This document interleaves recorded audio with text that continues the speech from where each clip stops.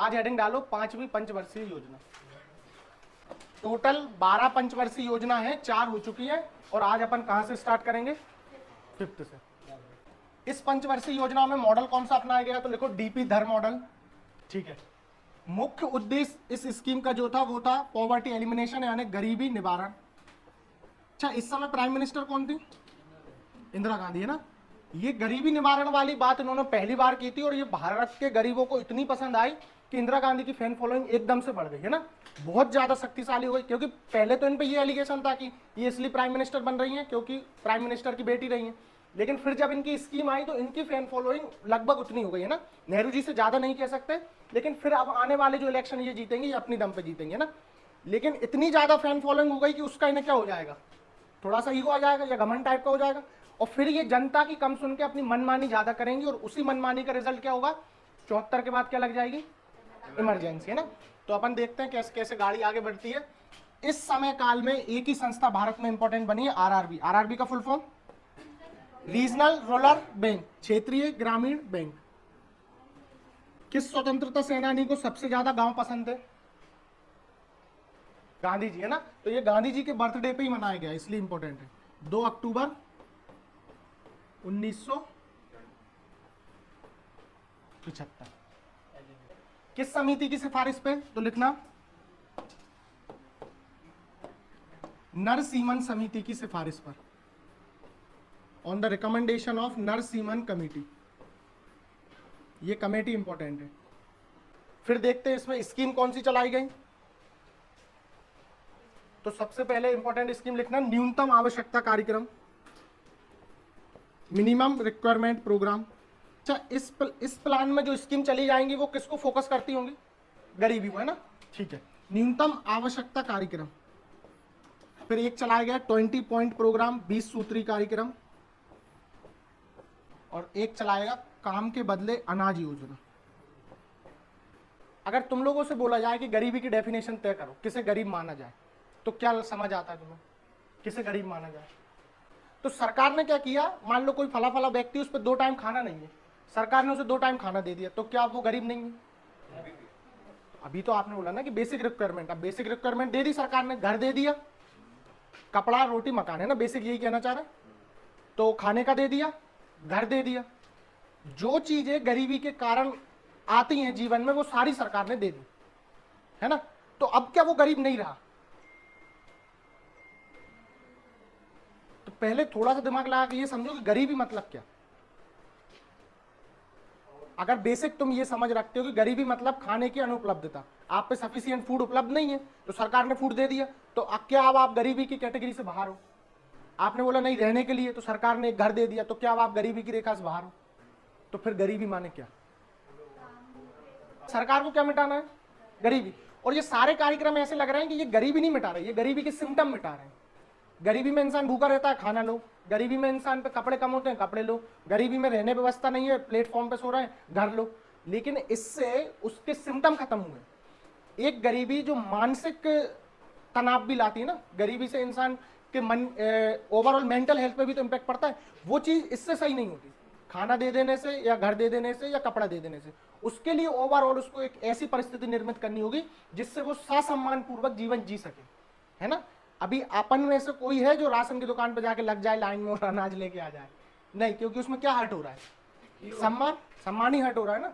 तो गरीबों को जब आप ये सब दे रहे हो तो वो तो उनको गरीबी उनकी मानसिक रूप से सही नहीं हो रही ना, वो बस उनका पेट भर गया, लेकिन वो मन में अभी भी अपने आप को क्या लेके बैठे? गरीब है, इसलिए सरकार दे रही है। तो सरकार ने शुरुआती वर्षों में क्या किया? सिम्टम पे ज्यादा फोकस किया, जो कि आज तक करते आ रहे हैं, है ना। लेकिन फिर धीरे धीरे चल के समझ में आया कि उनको अपन को सक्षम बनाना है कि ये चीजें वो खुद परचेस कर सकें, ना कि इन फ्री की चीजों पे बेस डिपेंड हो सके, है ना। तो फिर अब अपन देखते हैं धीरे धीरे जो सरकार की अप्रोच है गरीबी मिटाने पे, वो किस पे शिफ्ट हो गई है? रोजगार पे, स्वरोजगार पे हो गई है। एंटरप्रेन्योरशिप के लिए प्रशिक्षण देती है ना, जिससे लोग ही इतने सक्षम हो जाए कि वो इन चीजों को परचेस कर सके, वो इन चीजों की फ्री की मांग ना करें। अगर तुम लोगों को याद हो शुरुआती वर्षों में सरकार, अभी कुछ दिन पहले केरोसिन बंद हुआ है, सालों पहले, है ना, केरोसिन का तेल देती, लेकिन उसके पहले तो सरकार कपड़े बर्तन धोने के साबुन भी देती थी, माचिस देती थी, है ना। तो वो सरकार देके क्या कर रही थी? गरीबी के सब सिम्टम मिटा रही थी। जो गरीब पे नहीं है वो उन्हें दे दिया, लेकिन ऐसा नहीं होता, ठीक है। अब ये समझो, ये जो समय चल रहा है इसमें इमरजेंसी लग जाएगी, और क्या कहते हैं कि 77 में जब इमरजेंसी हटेगी तो नई पार्टी जीत के आएगी और इंदिरा गांधी प्राइम मिनिस्टर नहीं रह जाएगी, तो फिर वो इस स्कीम को कंटिन्यू नहीं करेंगे क्योंकि वो अपनी स्कीम चलाएंगे। वो तो हर राजनीतिक दल करता है, पुरानी स्कीम बंद करते हैं और अपने नाम से नई स्कीम चलाते हैं। तो ये एकमात्र पंचवर्षीय योजना है जो अपना कार्यकाल पूरा नहीं कर पाई, तो ये इसके विशेष में लिख लो, है ना। The 5th 5-year plan was terminate by the Janata government 1 year early, है ना। 5वीं पंचवर्षीय योजना को जनता सरकार द्वारा 1 वर्ष पहले ही समाप्त कर दिया गया। और दूसरी सबसे इंपॉर्टेंट बात, इस योजना में इंदिरा गांधी ने कौन सा नारा दिया? गरीबी हटाओ, ये लिख लो। 2 नारे पढ़ेंगे अपन, एक 5वीं का और एक 7वीं का। हेडिंग डालना है अनवरत योजना, रोलिंग प्लान, है ना। अब जो जनता सरकार आएगी वो 5 ईयर प्लान ना बना के कैसे प्लान बनाएगी? Rolling plan. अभी समझाएंगे क्या रोलिंग प्लान, लेकिन अभी हेडिंग डालना है अनवरत योजना, है ना। 5वीं के बाद चालू कौन सी होना थी? 6ठी। लेकिन सरकार सेम नहीं है, नई सरकार पुरानी सरकार के कामों को क्यों कंटिन्यू करे? उन्होंने कहा पंचवर्षीय योजना नहीं चलाएंगे, हम अपनी अलग ही चलाएंगे। किस नाम से? रोलिंग प्लान के नाम से। अभी समझाते क्या है ये, है ना। इसका सिर्फ टाइम पीरियड डाल लेना 78 से 80। 80 में दोबारा इंदिरा गांधी आ जाएंगी और कौन सी स्कीम चालू हो जाएगी? पंचवर्षीय योजना 6, है ना। ठीक है, ये रोलिंग योजना जो है किसकी, या आइडिया किसका है? तो लिखना गुनार मिडल, ये एक इकोनॉमिस्ट है, इन्होंने बताया कि 5 साल का प्लान तय मत करो, है ना। अभी बताएंगे कि फिर उसकी जगह क्या करो। इनकी एक बुक है, उसमें इन्होंने ये प्लान बताया था, द एशियन ड्रामा। ये बुक का नाम जरूर लिखना, है ना। द एशियन ड्रामा किसकी पुस्तक है? गुनार मिडल की। रोलिंग प्लान समझ लो, बस इतना सही है। पंचवर्षीय योजना में क्या होता था? आज एक चीज तय की है, कितने सालों के लिए? 5 सालों के लिए, और 5 साल उस पर काम करते थे। रोलिंग प्लान में क्या होता था? हर एक साल बाद लक्ष्य को अपडेट करते थे। 1 साल काम किया, समझ में आया कितना काम कर लिया और कितनी और जरूरत है या कितना अपन को कम ज्यादा चीजें करना है, यानी उस प्लान को बार बार क्या करते जाते थे? रोल करते जाते थे। लेकिन पंचवर्षीय योजना में ऐसा होता था क्या? नहीं, 5 साल का एक अपन ने प्लान बना लिया और 5 साल उस पर काम करना है। लेकिन रोलिंग प्लान में हर साल लक्ष्य को क्या किया जाता था? दोबारा से एक बार एनालिसिस किया जाता था और उसको फिर अपडेट किया जाता था कि इसमें क्या फेरबदल किए जाए। उसी को कहते हैं रोलिंग प्लान। सुना भी होगा ना, जनरल टर्म में कहते हैं रोलिंग करते जाओ, यानी उसको बार बार घुमाते जाओ या अपडेट करते जाओ, है ना। तो देखते हैं 2 सालों में कौन सी स्कीम चली। तो 2 इंपॉर्टेंट स्कीम चलाई गई, एक ट्राइसम और एक IRDP। ट्राइसम इंग्लिश में ही लिखना, सब फुल फॉर्म लिखना, training of rural youth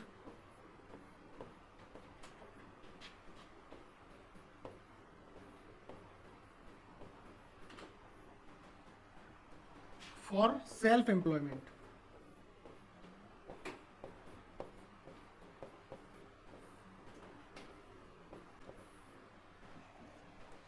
for self employ, स्वरोजगार के लिए ग्रामीण युवाओं को प्रशिक्षण, है ना, इसलिए इंग्लिश ज्यादा बेस्ट है। ट्राइसम का फुल फॉर्म भी पूछा गया है किसी एक एग्जाम में, इसलिए उसको इंग्लिश से याद रखो। Training of rural youth for self employment, यानी जो ग्रामीण युवा हैं उनको अपने स्वरोजगार के लिए कुछ ना कुछ क्षेत्र की क्या दी जाएगी? ट्रेनिंग दी जाएगी। फिर IRDP लिख लो, इंटीग्रेटेड रूरल डेवलपमेंट प्रोग्राम। ठीक है, देखो अनवरत योजना में बस ये 3 फैक्ट याद रखना है कि ये किसकी योजना है? गुनार मंडल की। अच्छा, ये और लिख लो, ये किस सरकार ने चलाई थी? जनता सरकार ने। तो लिख लो, अपन को मॉडल नहीं लिखना है, मॉडल बस 5 तक थे। उद्देश्य लिखो, poverty elimination and employment generation, गरीबी निवारण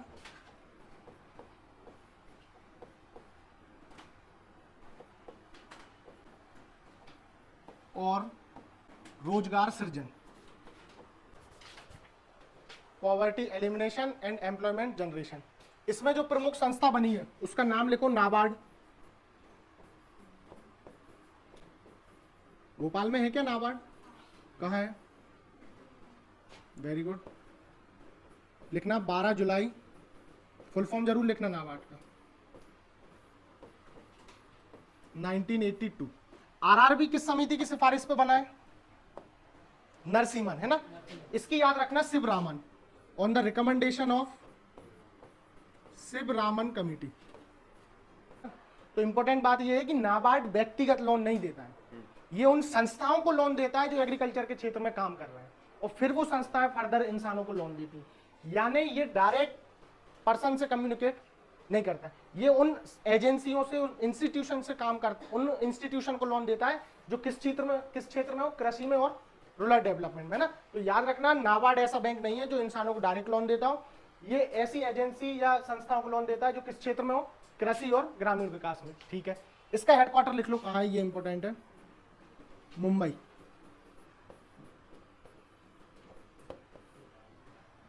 इस पंचवर्षीय योजना में इंपॉर्टेंट घटना क्या हुई, भारत में दूसरी बार बैंकों का क्या किया गया, राष्ट्रीयकरण।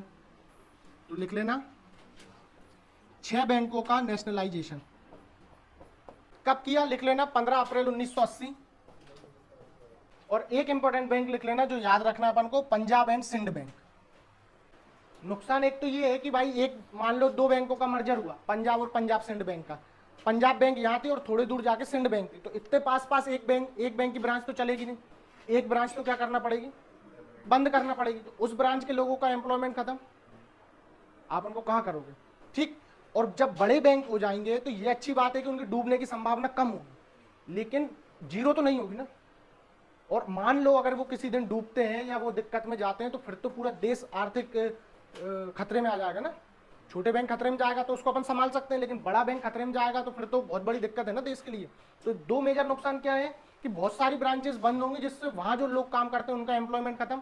और तीसरा ये है कि रिस्क बढ़ भी जाएगी, कम तो होगी कि लोन डूबेंगे कम, क्योंकि बड़ा बैंक आसानी से उनको मैनेज कर लेगा।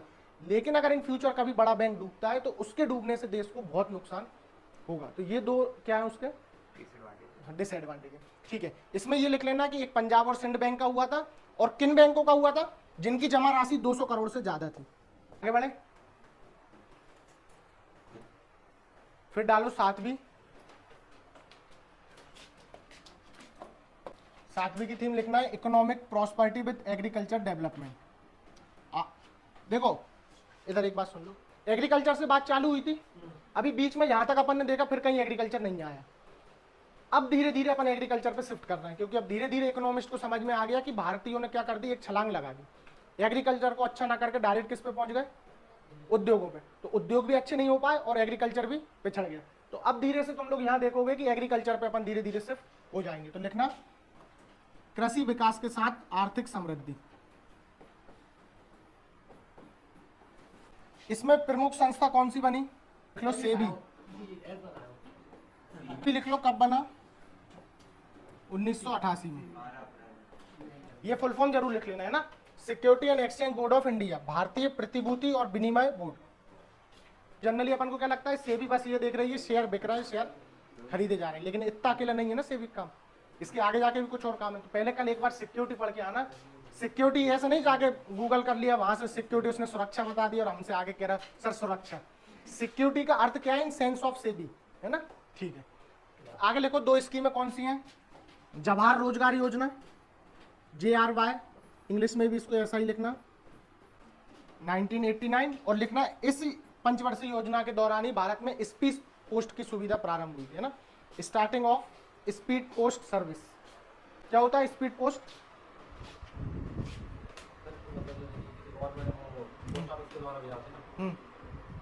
हाँ जल्दी कुछ चीज को पहुंचाना। ठीक है, क्या किस बात पे लड़ाई है। ठीक है, 2 ही नारे लिखना है पूरी पंचवर्षीय योजना में। पहला कौन सा लिखा था, गरीबी हटाओ, किस में हटाओ, 5वीं में। और फिर 7वीं में एक नारा लिखना है, लिखो भोजन खाना खाओ, कार्य करो और उत्पादन करो। भोजन, कार्य और उत्पादन, फूड, वर्क और प्रोडक्शन, ये 2 नारे याद रखना है।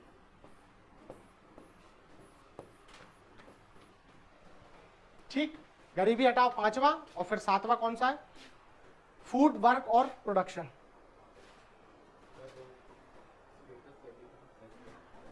वो से भी इस बार अपन अलग से पढ़ेंगे, मनी मार्केट और कैपिटल मार्केट इस बार अलग पढ़ेंगे। अब देखो हुआ क्या है, अच्छा एक बात बताओ, ऐसे कितने प्रधानमंत्री हैं जो पद पे रहते हुए जिनकी मृत्यु हुई है, यानी वो प्रधानमंत्री थे और मृत्यु को प्राप्त हुआ, तो 3 है, याद रखना है ना। राजीव गांधी जब प्रधानमंत्री नहीं थे, जब उनकी हत्या हुई है ना, जब वो चुनाव प्रचार कर रहे थे, पद से इस्तीफा दे चुके थे ना, तो अपन जनरली राजीव गांधी को काउंट कर लेते हैं, लेकिन याद रखना 3 ही प्राइम मिनिस्टर हैं जिनकी कार्यकाल के दौरान मृत्यु हुई है ना। तो एक बात ये समझो, ये जो समय है ये किस प्राइम मिनिस्टर का समय? इंदिरा गांधी के बाद कौन बना? राजीव गांधी। इंदिरा गांधी की हत्या कब हुई? 1984 में। उसके बाद राजीव गांधी बने और बहुत ज्यादा सीटों से बने। उतनी सीट अभी तक कोई भी प्रधानमंत्री नहीं जीता। 400 सीट जीत के आई थी कांग्रेस, है ना। लेकिन अपन ये देखते हैं कि 90 में उनकी भी क्या हो जाती है? हत्या हो जाती है। और उसके बाद वापस से क्या क्वेश्चन आ गया कि अब किसको प्रधानमंत्री बनाया जाए, क्योंकि राजीव गांधी खुद ही यंग थे। अब उनके बाद तो नई नई शादी हुई थी, सोनिया गांधी बन नहीं सकती, घर में और कोई बचा नहीं। राहुल गांधी तो अभी तक संघर्षशील हैं, तो जब तो बहुत ही ज्यादा होंगे। तो फिर वापस से क्या क्वेश्चन अराइज हो गया कि अब प्रधानमंत्री किसको बनाया जाए। और जब जब भारत में ये क्वेश्चन अराइज हुआ है, पूरे भारतीयों का या पूरी राजनीति का फोकस सिर्फ किस चीज पे है? प्रधानमंत्री किसको बनाया जाए। इसके अलावा कुछ और बात पे ध्यान फिर जाता ही नहीं है। तो अगेन पंचवर्षीय योजना में क्या आने वाला है? अब कहां से आने वाला है? यानी 2 साल के लिए फिर से कोई भी पंचवर्षीय योजना नहीं बन पाई। पहला कारण तो ये कि राजनीतिक अस्थिरता आ गई। और दूसरा अपन देखते हैं इसी समय भारत में आर्थिक संकट भी आया था ना। भारत पे चीजों को इंपोर्ट करने के लिए पैसे ही खत्म हो गए थे। तो फिर अपन कौन से रिफॉर्म लेके आएंगे? LPG reform. तो ये 2 कारण भारत को 5 साल नहीं बन पाएगा प्लान। और फिर अगला प्लान कब से चालू होगा? 92 से। और जब जब भारत में पंचवर्षीय योजनाएं नहीं बनती, उस समय को क्या बोलते हैं? योजना अवकाश, यानी प्लान हॉलीडे। तो फिर से हेडिंग डाल लो, प्लान हॉलीडे 1990 से 92, है ना। और इसमें 2 ही इंपॉर्टेंट काम हुए, एक बैंक खुला है और एक भारत में आर्थिक सुधारों को लागू किया गया। इसमें 2 काम लिखो। पहला काम तो एक बैंक बना, सिडबी।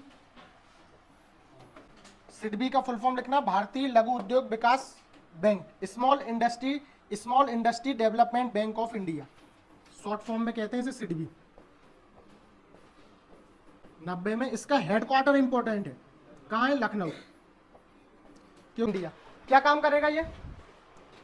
छोटी इंडस्ट्रीज को लोन देगा, है ना। लोन ही इंपॉर्टेंट होता है। बाकी उसको अच्छे शब्द में अपन ये कह सकते हैं कि वित्तीय सहायता देगा, फाइनेंशियल असिस्टेंट, है ना, या बैंकिंग सर्विसेज। ठीक है, क्या चीज?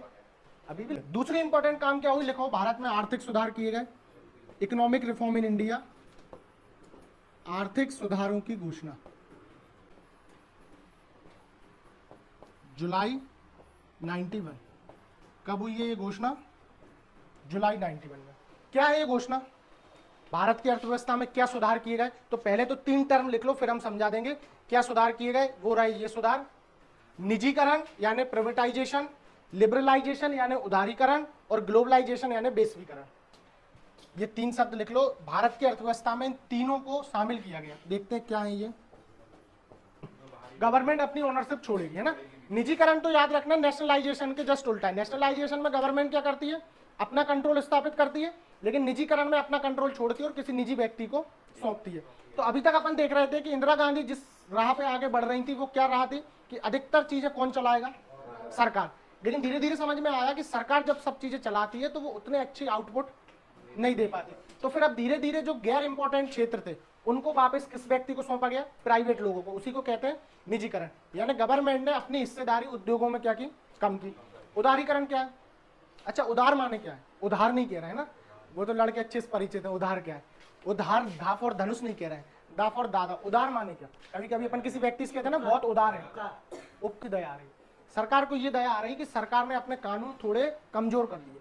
इसके पहले से सरकार के कानून बहुत सख्त थे उद्योगों को लेकर। जैसे कोई भी इंडस्ट्री खोलना है, मान लो सड़ी से सड़ी इंडस्ट्री खोलना है, मुझे घर पे पापड़ बना के बेचना है, मुझे किसकी परमिशन चाहिए? सरकार की। ठीक है भाई, मैंने ले ली परमिशन, अब मेरे पापड़ नहीं बिके, मुझे बंद करना है, तो भी किसकी परमिशन चाहिए? गवर्नमेंट की। यानी आपको कुछ भी काम करना है इकोनॉमी में तो अधिकतर किसकी परमिशन चाहिए? सरकार की। तो जब इतनी सारी परमिशनों में इंसान उलझ जाता है तो फिर उद्योग चलते हैं क्या? नहीं। तो सरकार ने फिर कहा कि भाई जिन चीजों में हमारी परमिशन इंपॉर्टेंट नहीं है या कोई रोल प्ले नहीं करती है ना, अपन इसी पापड़ इंडस्ट्री को ले लो, पापड़ में सरकार क्या मुझे परमिशन देगी बंद करने देगी? तो सरकार ने फिर ये चीजें छोड़ी। जैसे बहुत पहले सरकार घड़ी तक बनाती थी, जो रिस्ट वॉच होती ना, वो तक कि सरकार का ये काम है क्या? नहीं, जबरदस्ती उलझे हुए है ना। तो फिर सरकार ने ऐसी चीजों को प्राइवेट व्यक्तियों को सौंपा और उनके जो कानून थे उनको क्या किया?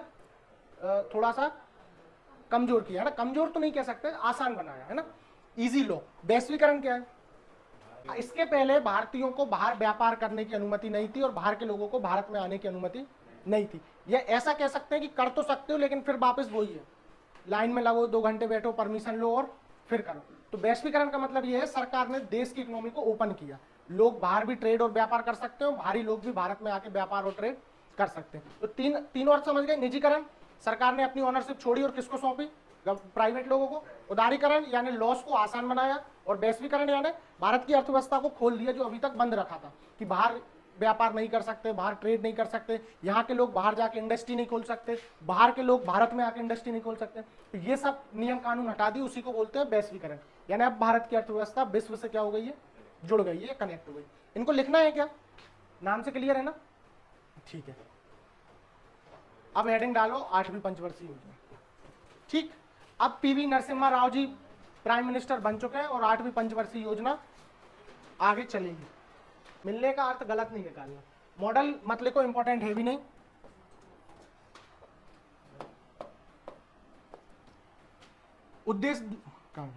उद्देश्य लिखो direct, development of human resource, मानव संसाधन का विकास।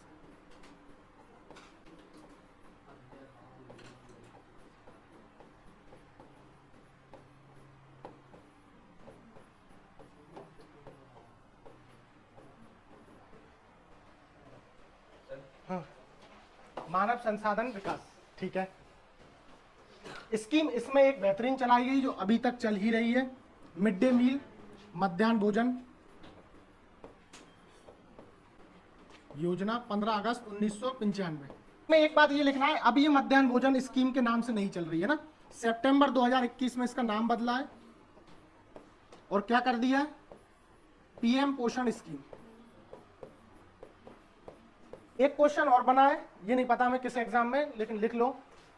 एक क्वेश्चन ये बना है कि मध्याह्न भोजन स्कीम सर्वप्रथम किस राज्य में चलाई गई? क्या सर्च कर? Tamil Nadu is the right answer है ना, तो लिख लो सर्वप्रथम किस स्टेट में चलाई गई? तमिलनाडु में। बस इतना काफी है। आगे बढ़े।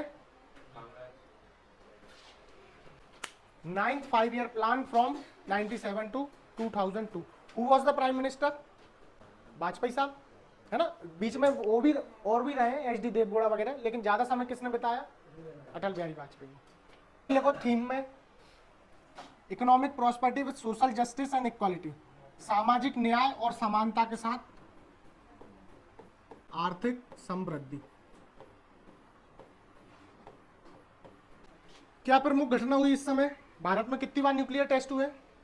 2 बार। पहली बार किस योजना में हुआ था? हॉलीडे। फिर 69 से 74 चौथी, तो किस में हुआ है? चौथी में। इसमें दूसरी बार होगा, तो लिख लो प्रमुख घटना क्या हुई है? न्यूक्लियर टेस्ट, परमाणु परीक्षण। पहले परमाणु परीक्षण का क्या नाम था? स्माइलिंग बुद्धा। इसका क्या नाम है? शक्ति।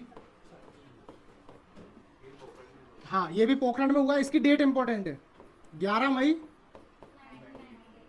8। क्यों इंपॉर्टेंट है इसकी डेट? ये बताओ राष्ट्रीय तकनीकी दिवस कब मनाया जाता है? तो लिख लो 11 मई को नेशनल टेक्निकल डे मनाया जाता है, राष्ट्रीय तकनीकी दिवस। जगह नहीं लिखना है, जगह सेम है, चाहो तो पोखरण लिख लो। कहाँ है पोखरण? राजस्थान। पहली लिखो अन्नपूर्णा योजना 2000।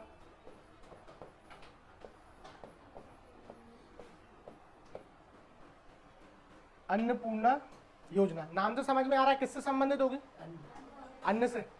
अन्न से तो संबंधित है, लेकिन क्या है कि जो सीनियर सिटीजन थे उनको जो खाना है वो उनके घर तक पहुंचाना, क्योंकि वो इतने सक्षम नहीं है कि वहां आके ले सकें। तो सिंपल सा लिख लो, वरिष्ठ नागरिकों की खाद्य सुरक्षा, food safety to the senior citizen लोगों को। दूसरी लिखो अंत्योदय। अंत्योदय यानी अंतिम जो लोग हैं उनका उदय, है ना, पहली बात तो ये।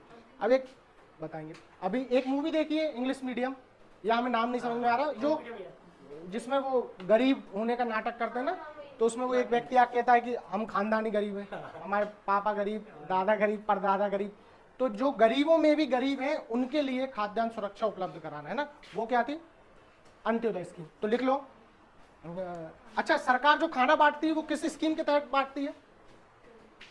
पीडीएस प्रणाली, है ना, पब्लिक डिस्ट्रीब्यूशन सिस्टम, है ना, जिसमें अलग अलग कैटेगरी के लोगों को अलग अलग अनाज मिलता है। गांव पे देखा होगा ना, राशन की जो दुकान है वो किस स्कीम के तहत चल रही? पीडीएस सिस्टम के तहत। तो जो गरीबों में भी गरीब है उनको पीडीएस प्रणाली से जोड़ना इस स्कीम का क्या था? उद्देश्य था। तो लिख लो access to the PDS system, access to the PDS system, गरीबों में भी गरीबों को पीडीएस प्रणाली से जोड़ना। देखो 10वीं पंचवर्षीय योजना, देन 5 ईयर प्लान 2002 से 2007, बस छोटा छोटा है क्योंकि 12वीं तो चल ही नहीं पाएगी। लिखो यहाँ पे इकोनॉमिक डेवलपमेंट लिखना है ना, एज इट इज है, सामाजिक न्याय और समानता के साथ आर्थिक विकास, सामाजिक न्याय और समानता के साथ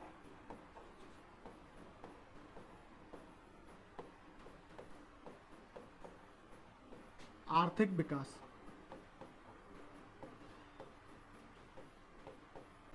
इसके पहले अपन विकास की जगह कौन सा शब्द ले रहे थे? समृद्धि। Is there any difference? Homework डाल लो, आर्थिक विकास और आर्थिक समृद्धि या आर्थिक